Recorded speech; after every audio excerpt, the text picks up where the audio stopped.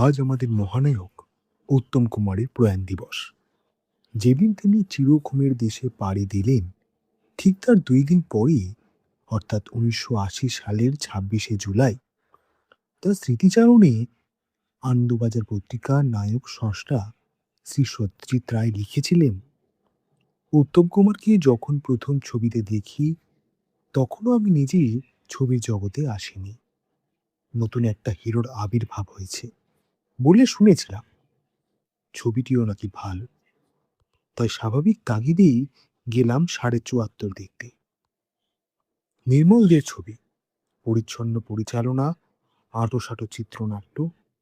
এই বিশেষ পরিচালকের কাজ ভালো লেগেছিল বলেই পরে দেখলাম বসু পরিবার এবং চাপাডাঙ্গার বউ। ৩খানা ছবি পরপর দেখি মনে হলো উত্তম কুমারের অভিনয় ও ব্যক্তিত্বে সত্যিই একটা স্বাতন্ত্র্য রয়েছে। ৩০ এবং ৪০ দশকের দুর্গা দাস, প্রথমেশ বড়ুয়া, ধীরাজ, জহর গাঙ্গুলি প্রমুখের কাজের সঙ্গে এর বিশেষ কোনো মিল নেই। মনে হলো ছেলেটি হলিউডের ছবি টবি দেখে। অভিনয়ে থিয়েটারের গন্ধ নেই। চলায় বলায় বেশ একটা সাবলীল স্বাচ্ছন্দ্য রয়েছে। ক্যামেরা বস্তুটিকে যেন বিশেষ তোয়াক্কা করে না। তার উপরে চেহারায় হাবে হাবে বেশ একটা মন টেনে নেওয়ার ক্ষমতাও রয়েছে। উত্তম কুমারের ভবিষ্যৎ আছে, সেই বিষয়ে সন্দেহ নেই। এর ঠিক ১০-১২ বছর পর উত্তম কুমারের সঙ্গে কাজ করার সুযোগ আসে আমার। ইতিমধ্যে উত্তম সুচিত্রার রোমান্টিক জুটি দর্শকদের মন কেড়েছে। লেখক, পরিচালক, প্রযোজক, দর্শক সকলের চাহিদা চলে গেছে প্রেমের গল্পের দিকে। অগ্নিপরীক্ষা কিংবা হারানো সুর দেখে এটাই বুঝেছিলাম যে এই জুটির সাফল্যের পেছনে লেখক, প্রযোজক, পরিচালক, দর্শক, সমালোচক, ফিল্ম পত্রিকা সম্পাদক ইত্যাদি সকলেরই যতই অবদান থাকুক না কেন, এদের দুজনের মধ্যে এমন গুণ বর্তমান যার রাসায়নিক সংমিশ্রণে সোনা ফলতে বাধ্য। শুধু উত্তমের কথা বলতে গেলে এটা বলা যায় যে নায়িকার সান্নিধ্যে এলেই অনেক নায়কের মধ্যে সিটিয়ে যাবার ভাবটা ক্যামেরায় অব্যর্থভাবে ধরা পড়ে। উত্তম কুমারের মধ্যে কিন্তু সেটা নেই, বরং প্রেমের দৃশ্যে এর অভিনয় খোলে সবচেয়ে বেশি। নারী পুরুষের সম্পর্ক যেখানে চিত্রকাহিনীর অন্যতম প্রধান উপাদান, সেখানে এটা যে কত বড় গুণ সেটা সহজেই অনুমান করা যায়। নায়কের গল্প আমি লিখি উত্তম কুমারের কথা ভেবেই। সাধারণ মধ্যবিত্ত ঘরের এক অভিনয় পাগল যুবক ছবিতে নেমে তরতরিয়ে সাফল্যের শিখরে পৌঁছে যাচ্ছে। এই অবস্থায় এই যুবকের মনে কি ধরনের দ্বিধা দ্বন্দ্ব দেখা দিতে পারে, তার মূল্যবোধে কি পরিবর্তন হতে পারে, এও ছিল গল্পের বিষয়। চিত্রনাট্য শুনে উত্তম বেশ খুশি হলেন। তার একটা কারণ হতে পারে তার ব্যক্তিগত জীবনের সঙ্গে কাহিনীর সাদৃশ্য। আলোচনা করে বুঝলাম যে গল্পের গভীরে প্রবেশ করতে না চাইলেও বা না পারলেও তার চরিত্রটি কিভাবে তিনি ফুটিয়ে তুলবেন সেটা উত্তম মোটামুটি বুঝে নিয়েছেন। তাকে যদিও আগে থেকে বলে রেখেছিলাম যে সে যে ধরনের প্রেমের গল্পে অভিনয় করতে অভ্যস্ত, এটা সে ধরনের গল্প নয়। সুতরাং তাকে গতানুগতিক পথ কিছুটা ছাড়তে হবে। এতে যে প্রেম আছে তা প্রচ্ছন্ন।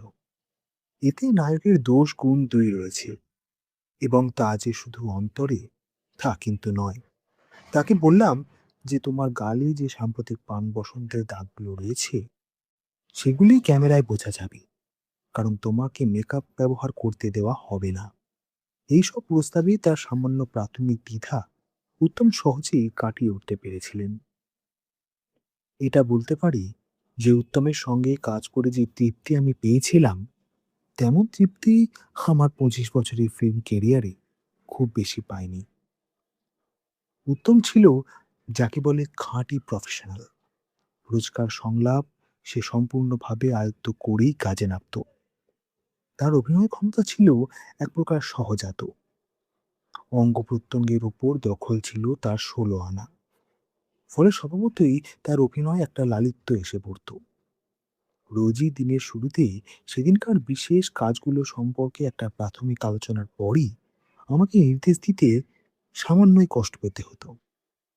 সবচেয়ে বড় কথা এই যে নিছক নির্দেশের বাইরেও সে মাঝে মাঝে কিছু সূক্ষ্ম ডিটেল তার অভিনয় যোগ করত, যেগুলো সম্পূর্ণ তার নিজস্ব অবদান। এই অলঙ্করণ কখনোই বাড়াবাড়ি পর্যায়ে যেত না। এটা সবসময় হতো আমার পক্ষে একটাই অপ্রত্যাশিত প্রাপ্তি হয়েছিল। বড় অভিনেতার একটা বড় পরিচয় এখানে। নায়কের পর চিড়িয়াখানা ছবিতে উত্তম কুমারের সঙ্গে কাজ করেও আমি একই তৃপ্তি পেয়েছি। চিড়িয়াখানা ছিল নায়িকা বর্জিত ছবি, ফলে বলা যেতে পারে উত্তমের পক্ষে আরো বড় ব্যতিক্রম। আজ কাগজ পড়ে জানলাম যে উত্তম কুমার নাকি ২৫০-র ওপর ছবিতে অভিনয় করেছিল। এর মধ্যে অন্তত ২০০ ছবি যে অচিরেই বিস্মৃতির অতলে তলিয়ে যাবে তাতে কোনো সন্দেহ নেই। যে দেশে সৎ অভিনেতার সদ্ব্যবহার করতে জানা লোকের এত অভাব, সেখানে এটাই তো স্বাভাবিক। কিন্তু শিল্পীর বিচার সবসময় হয় তার শ্রেষ্ঠ কাজের ওপর। উত্তমের অভিনয় পরিধি যে খুব বিস্তৃত ছিল তা কিন্তু নয়।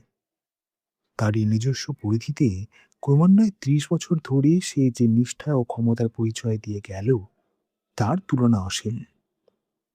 তার অভিনয় পূরণ করার মতো অভিনেতা আজ কোথায়? মহানায়কের দক্ষতা নিয়ে এর থেকে বড় শংসাপত্র আর কি বা হতে পারে? যেভাবে জহুর হেরে চেনে, সেভাবেই চলচ্চিত্র জগতের এক কিংবদন্তি চিনেছিলেন আরেক কিংবদন্তিকে।